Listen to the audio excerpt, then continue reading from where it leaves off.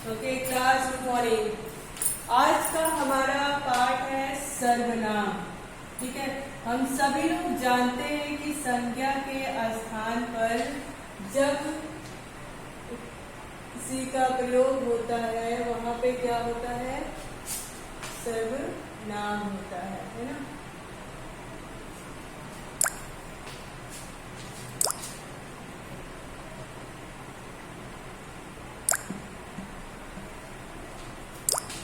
Okay, सर्वनाम। ठीक है, संज्ञा के स्थान पर प्रयुक्त होने वाले शब्दों को क्या होते हैं, सर्वनाम कहलाते हैं। जैसे मैं, तुम, वह, यह, उसका, उसे, तुम्हारा। ठीक है, जब हम संज्ञा के स्थान पर, संज्ञा आपको पता है कि किसी भी वस्तु, व्यक्ति, स्थान आदि के नाम को संज्ञा कहते हैं। पर संज्ञा के स्थान पे अगर मान लीजिए किसी का नाम है, वहां पर हम वह लिख दें, तुम लिख दे, ठीक है, वे, तुम्हारा, उसका, है ना। जब इस तरह की चीज इस प्रयोग में आती है, संज्ञा के स्थान पे जब इसका प्रयोग आता है, तब जाके उसको हम क्या कहते हैं, सर्वनाम कहते हैं। संज्ञा के स्थान पर प्रयुक्त होने वाले सब, तुम, वह, मैं, उसका, तुम्हारा, मेरा, है ना, ये क्या है, ये सर्वनाम है। ठीक है, और सर्वनाम के भेद कितने होते हैं? सर्वनाम के 6 भेद होते हैं। सर्वनाम के 6 भेद होते हैं। कौन कौन से होते हैं? पुरुषवाचक सर्वनाम। कौन कौन से होते हैं पुरुषवाचक सर्वनाम? निश्चयवाचक सर्वनाम। पता नहीं क्या है, अनिश्चयवाचक सर्वनाम। Okay okay okay. देखिए, पहला होता है पुरुषवाचक सर्वनाम, दूसरा होता है प्रश्नवाचक सर्वनाम, निश्चयवाचक सर्वनाम, संबंधवाचक सर्वनाम, अनिश्चयवाचक और निजवाचक सर्वनाम। ठीक, ये क्या हो रहा है?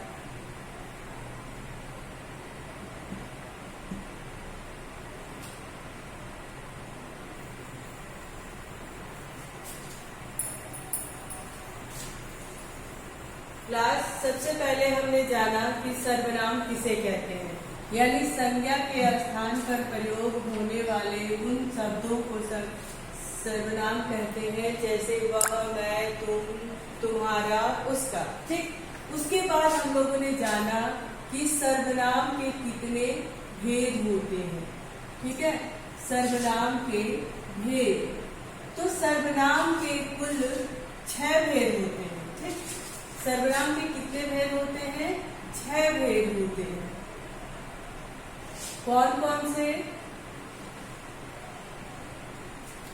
पहला है पुरुषवाचक सर्वनाम।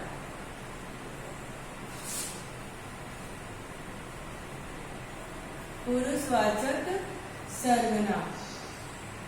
दूसरा है व्यक्तिवाचक सर्वनाम। तीसरा क्या है? निश्चयवाचक सर्वनाम।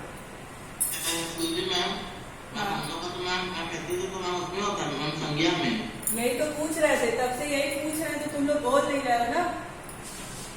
आया समझ में? अब मुझे लगा कि आपको क्लियर है।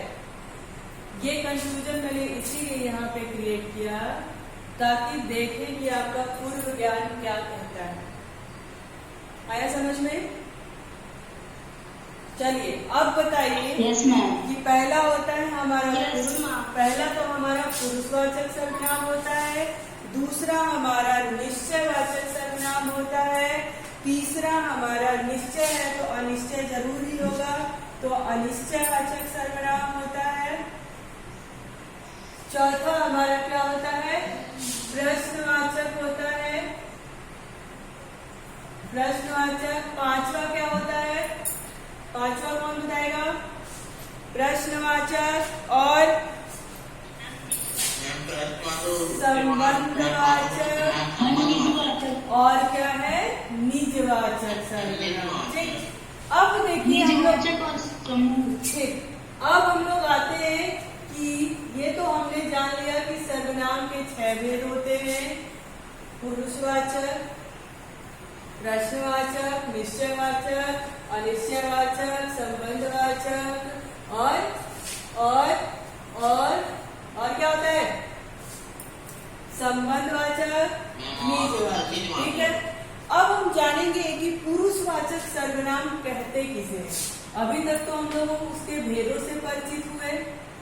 अब हम जानेंगे कि ये पुरुषवाचक सर्वनाम है क्या, कैसे हमें पता कि इसको हम पुरुषवाचक सर्वनाम कहते हैं। ठीक, तो देखिए,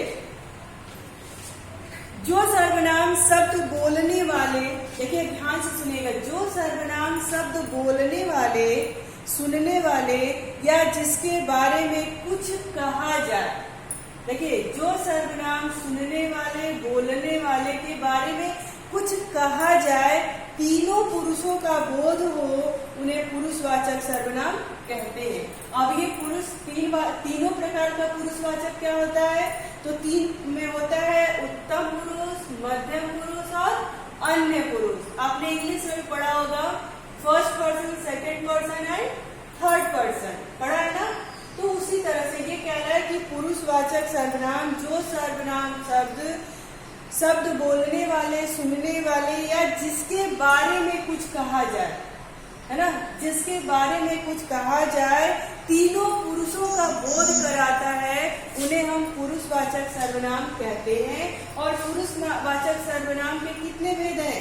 3 भेद हैं। उत्तम पुरुष, मध्यम पुरुष, उत्तम पुरुष, मध्यम पुरुष और अन्य पुरुष। ठीक, अब उत्तम पुरुष किसे कहते हैं? जिन सर्वनामों का प्रयोग बोलने या लिखने वाला व्यक्ति, जिन सर्वनामों का प्रयोग बोलने या लिखने वाला व्यक्ति स्वयं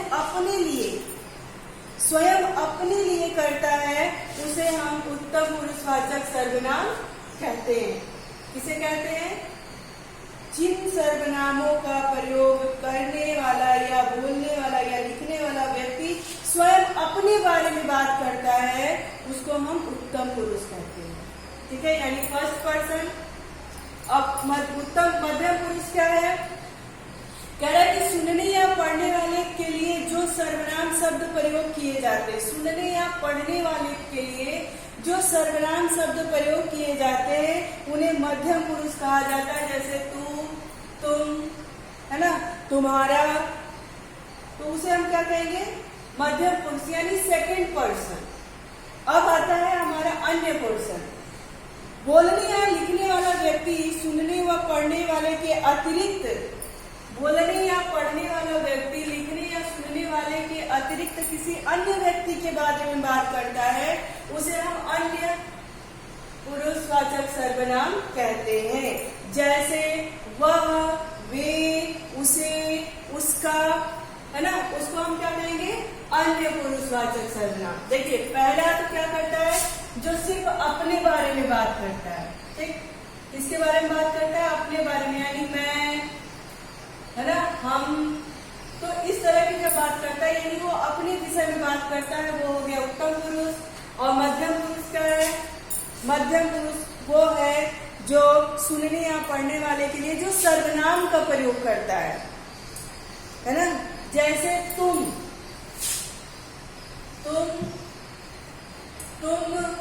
या आप, यानी दूसरे की बात कर रहा है ना, तो वो क्या हो गया? सेकंड पर्सन हो गया और वो मध्यम पुरुष हो गया। थर्ड पर्सन क्या है? जब किसी अन्य के विषय में बात करता है ना, जैसे वह, वे, उस,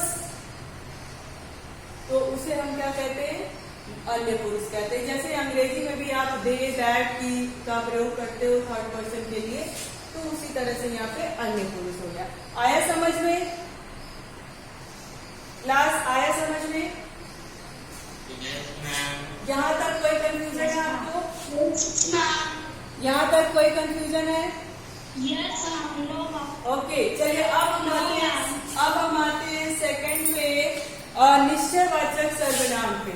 अच्छा, आपको पहले तो पता होगा कि निश्चय कहते किसे? कोई बताएगा कि निश्चयवाचक सर्वनाम होता क्या है? निश्चय शब्द से आप समझते क्या? मैम जो सर्वनाम को निश्चित कर दिया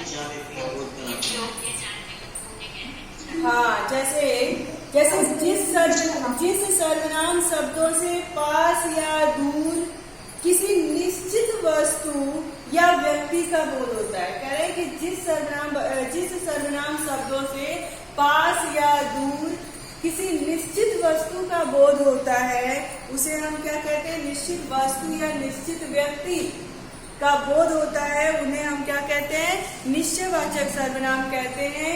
जैसे यह, वह। देखिए यह से क्या हो गया? पास की बात हो गई, ये भी पास हो गया, और वह यानी दूर की बात हो गई। ठीक है, और व्यक्ति भी आ गया, तो पास और दूर और व्यक्ति तीनों का बोध हो गया इसमें, यानी ये निश्चयवाचक सर्वनाम है। जैसे उदाहरण में हम देख रहे हैं, वह पढ़ रहा है। वह क्या कर रहा है? पढ़ रहा है, यानी यहाँ पे निश्चित है, इसमें कोई कंफ्यूजन नहीं है, हमें पता है कि वो क्या कर रहा है? पढ़ रहा है ना। यानी यह निश्चय है, वो निश्चित है कि वो पढ़ रहा है। यह कंप्यूटर है। देखिए यह कंप्यूटर है, हमें पता है कि यह कंप्यूटर है, इसमें कोई डाउट हमें नहीं है, यह निश्चय है कि ये कंप्यूटर है, ये क्लास है, ये ब्लैक बोर्ड है, ये जैसा वो है, क्या बोलते हैं उसको, क्या नाम है उसका, ये देवांश है ना। तो ये निश्चय है कि ये पेंसिल है, ये पेन है, ये मोबाइल है, ये निश्चित है। तो इसलिए ये क्या हो गया? निश्चयवाचक सर्वनाम हो गया। आया समझ में? आया समझ में? ठीक। और इसी का पार्ट दूसरा आता है अनिश्चयवाचक सर्वनाम। क्या हो गया? अनिश्चयवाचक सर्वनाम। अनिश्चय, अब देखिए निश्चय की तो बात हो गई, यानी ये निश्चित है कि ये यही है। अनिश्चय, जहां पर हमें एक सेंटेंस हमारे पास आया कि कुछ खाने को दे दो। ठीक है, कुछ खाने को दे दो, कुछ खाने को दे दो। अब बताइए इसमें कुछ निश्चित है, मैं खा तो रहा हूँ लेकिन कुछ दे दो। हो सकता हो कि मैं दाल चावल भी खा रहा हूँ, हो सकता हो कि मैं पिज्जा बर्गर भी खा रहा हूँ, हो सकता है कि मैं मैगी खा रहा हूँ, है ना। यहाँ पे निश्चित नहीं है कि मैं क्या खा रहा हूँ, कुछ दे दो खाने को, तो उसमें कुछ भी मिल सकता है। ये निश्चित रूप से नहीं कह सकते कि नहीं। अब मैं कहूँ कि मैं पिज्जा खा रहा हूँ, मैं पिज्जा खा रहा हूँ, अब ये तो निश्चित है ना कि मैं क्या खा रहा हूँ, पर कुछ खाने को दे दो, ये निश्चित नहीं है कि मुझे क्या खाना है। कोई आया है, मान लीजिए कि आपके दरवाजे पर बेल बजी, तो अंदर से कोई पूछा कौन है, तो आप कहोगे कि कोई आया है। भाई अब कोई आया है तो निश्चय नहीं है ना कि कौन सा व्यक्ति आया है, कोई आया है, मुझे पता नहीं है। ठीक, तो ये निश्चय नहीं है। जहां पर भी कुछ, कोई, है ना, इस तरह के शब्द आए वहां पे अनिश्चयवाचक सर्वनाम होता है। ठीक, आया समझ में? आया समझ में? लास्ट निश्चयवाचक और पुरुषवाचक में क्या अंतर है? यस, निश्चयवाचक और पुरुषवाचक का अंतर कैसे पता करेंगे?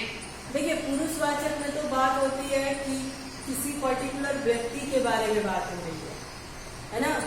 जैसे मान लो कि मैं हूँ, व्यक्तिवाचक और पुरुषवाचक एक ही चीज होता है। ठीक, तो किसी चीज के बारे में बात हो रही है, हमें पता होता है कि वो किसके बारे में बात होता है, वो पुरुषवाचक हो गया। ठीक, अब निश्चयवाचक में हो गया कि किसी निश्चित वस्तु के बारे में बात हो रही है।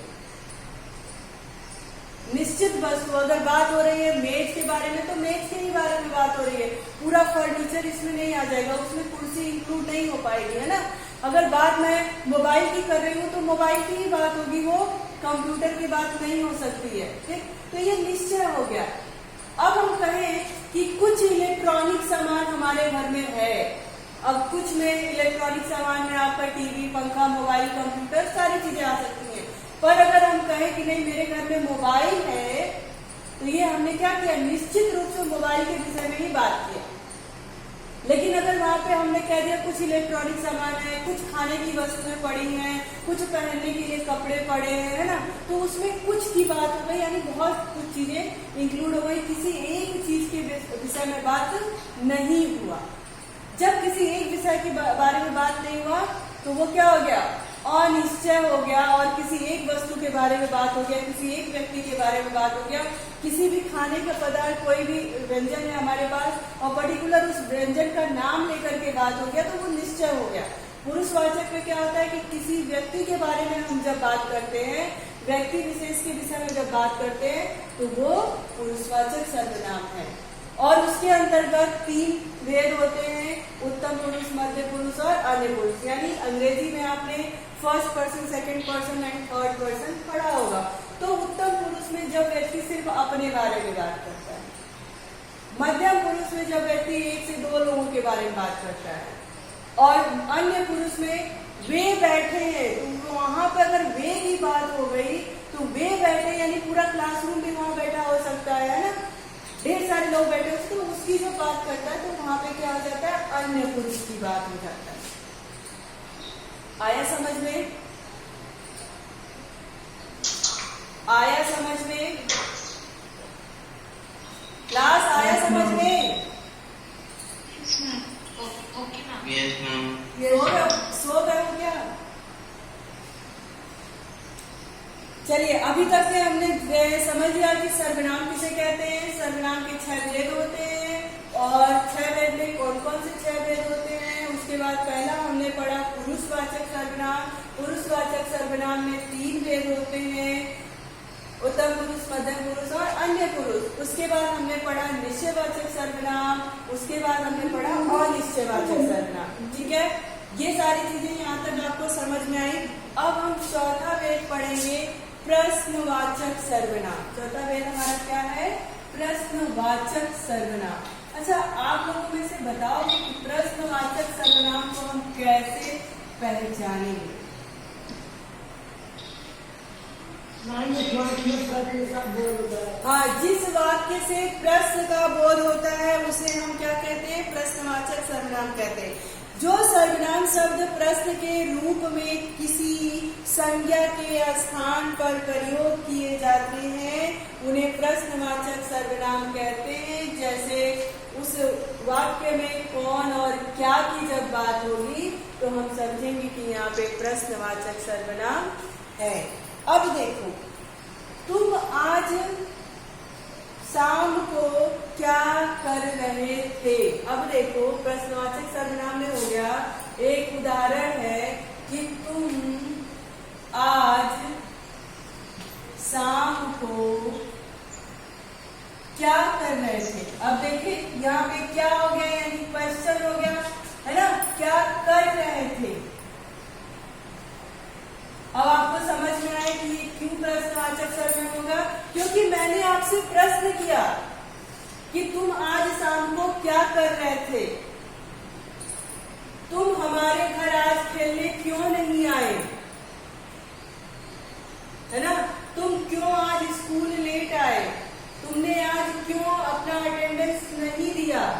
तो ये सब किसमें आएगा, प्रश्नवाचक। जहाँ पे प्रश्न करने का बोध होता हो वहां पर प्रश्नवाचक चिन्ह जहाँ पे लगे वहां वो प्रश्नवाचक सर्वनाम होता है। जैसे कोई दरवाजा खटखटा रहा है। अब कोई दरवाजा खटखटा रहा है तो आपका प्रश्न बन सकता है ना, कौन दरवाजा खटखटा रहा है।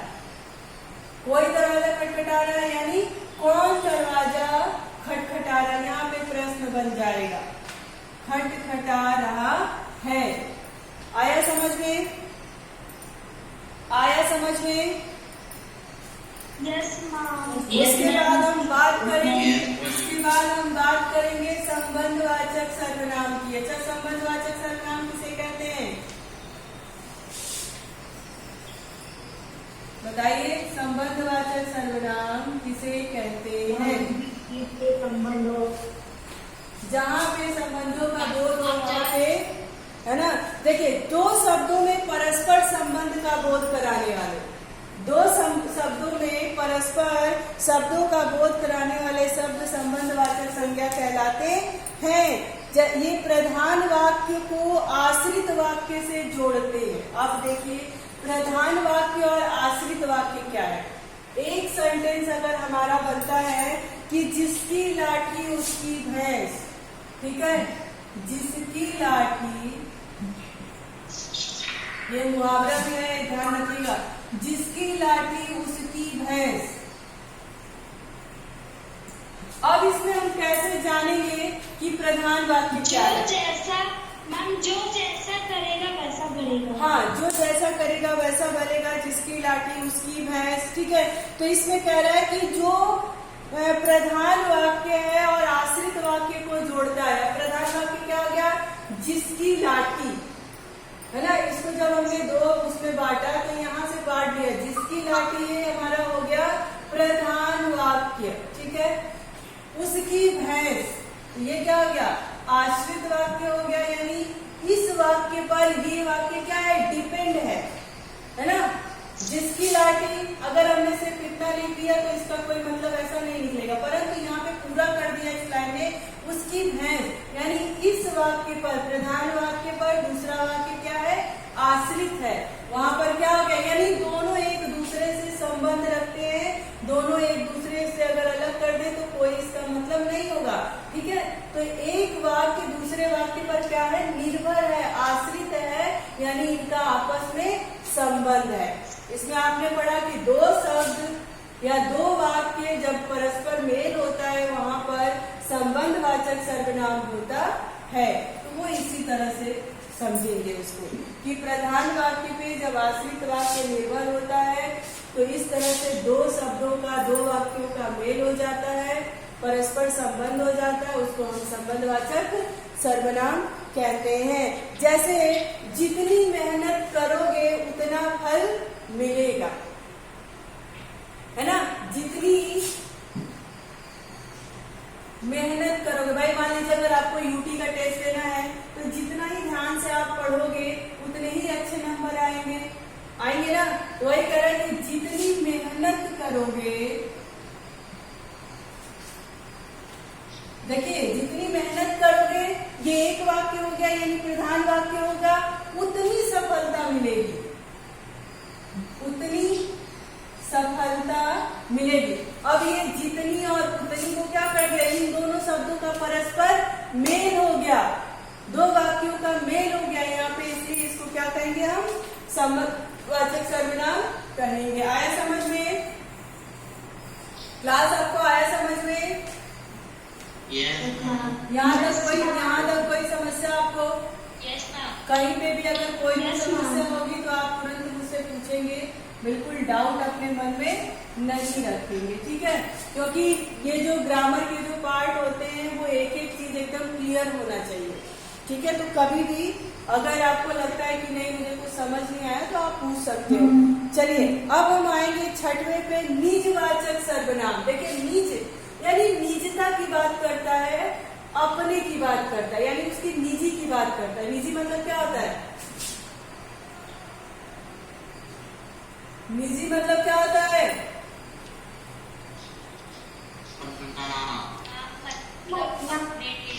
हाँ, निजवाचक सर्वनाम, यानी देखो जैसे हम मैं कहूँ या आप कहो कि यह पुस्तक मेरी है, यह पुस्तक किसकी है? मेरी है, यानी मेरी, यानी निजता की बात कर दिया, वो उसका निजी पुस्तक है। यह हमारा निजी मामला है, यानी यह हमारा घर का मामला है, घरेलू मामला है, ये हमारी खुद का परेशानी है, यानी वो निजी की बात कर रहा है, अपने पर्सनल लाइफ की बात कर रहा है, पर्सनल चीजों की बात कर रहा है। आया समझ में? देखिए जो सर्वनाम शब्द वाक्य के कर्ता के साथ अपनत्व दर्शाते हैं, अपनत्व, यह किताब मेरी है, तो किताब के साथ आपका अपनत्व है। यह घर मेरा है, यह स्कूल मेरा है। लेकिन जो उत्तम पुरुष होता है मैम, उसमें भी तो अपने की बात करते हैं। वो दूसरी बात है, वो अपने की बात कर रहा है लेकिन अपने विषय में बात कर रहा है। और यहाँ पे क्या कर रहा है? किसी वस्तु के साथ अपने की बात कर रहा है। उत्तम पुरुष में वो सिर्फ अपने विषय में बात कर रहा है, यानी मैं, है ना। लेकिन यहाँ पे जो निजवाचक सर्वनाम है इसमें अपनी पर्सनल वस्तु की बात कर रहा है, अपने चीजों की बात कर रहा है। देखिए इसमें ध्यान से सुनिए, जो सर्वनाम शब्द वाक्य के कर्ता के साथ अपनत्व दर्शाता है ना, निजी दर्शाता है कि बस ये निजी है, इसके दूसरे का हक नहीं है, इस तरह की जब बात करता है वहां पे निजवाचक सर्वनाम होता है। जैसे स्वयं, अपने आप और खुद के लिए। अब जैसे कहा कि खुद उठकर पानी पी लो, खुद उठकर पानी पी लो, यानी क्या कर रहा है, खुद की बात कर रहा है, निजी की बात कर रहा है। खुद उठकर पानी पीऊंगा मैं, खुद उठकर तुम पानी पी लो। मैं स्वयं जाकर उसे बुला लूंगा, मैं स्वयं जाकर के उसे बुला लूंगा। यह पुस्तक मेरी है, यह स्कूल मेरा है, यह घर मेरा है।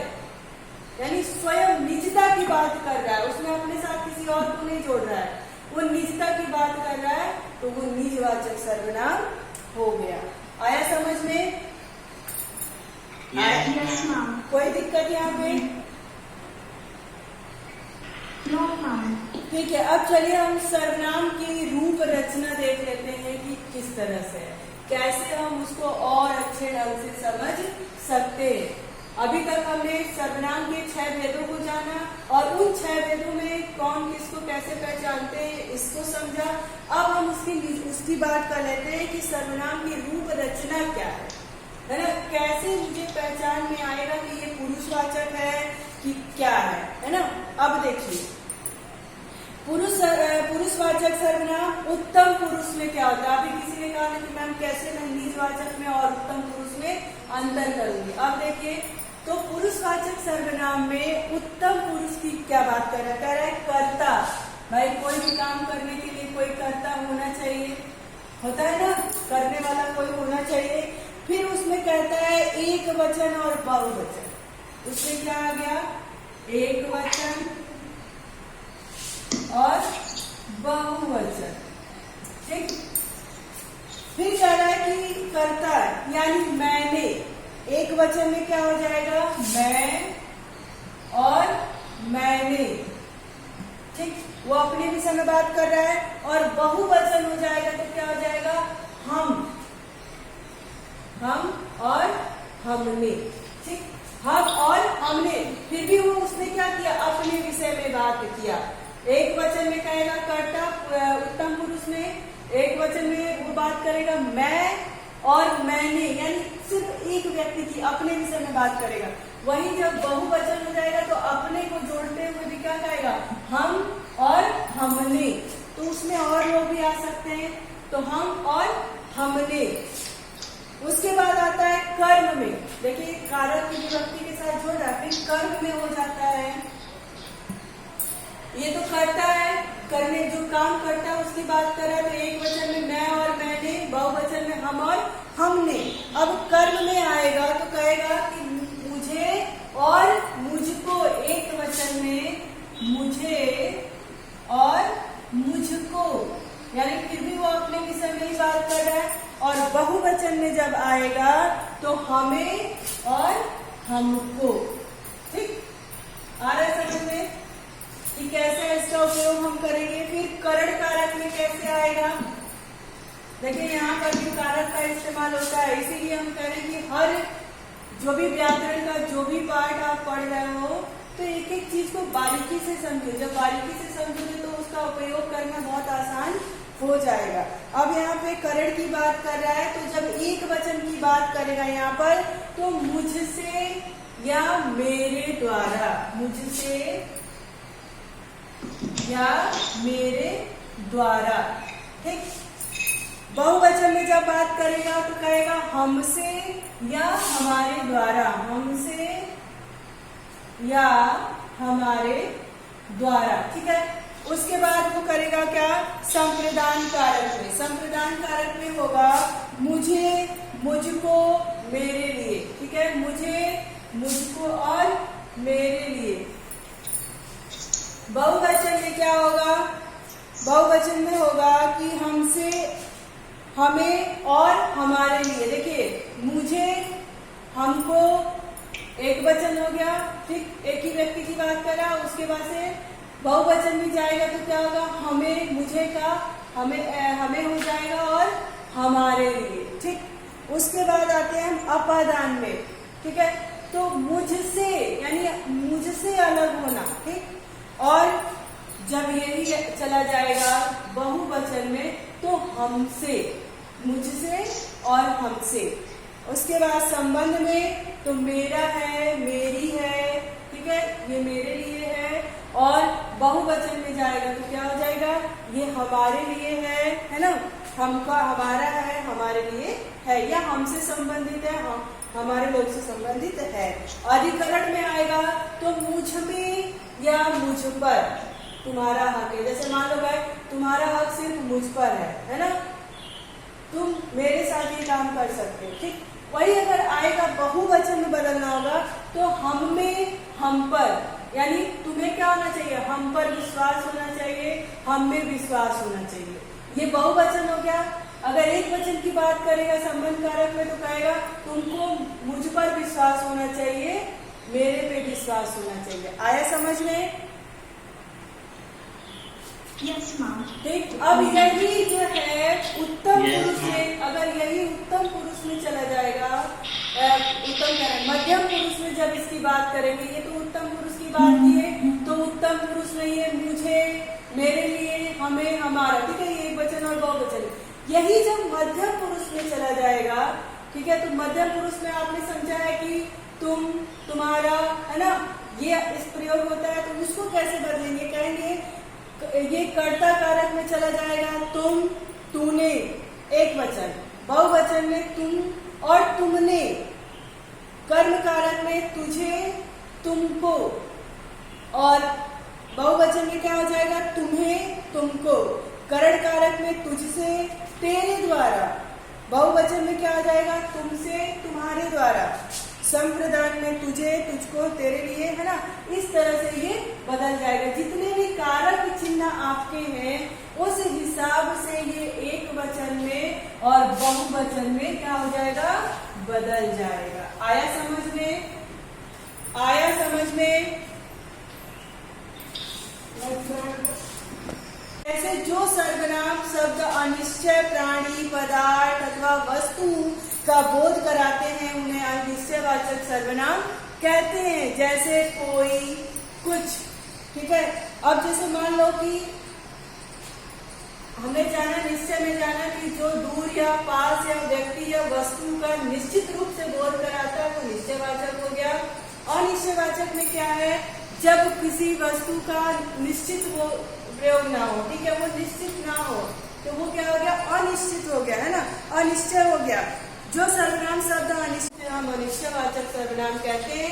जैसे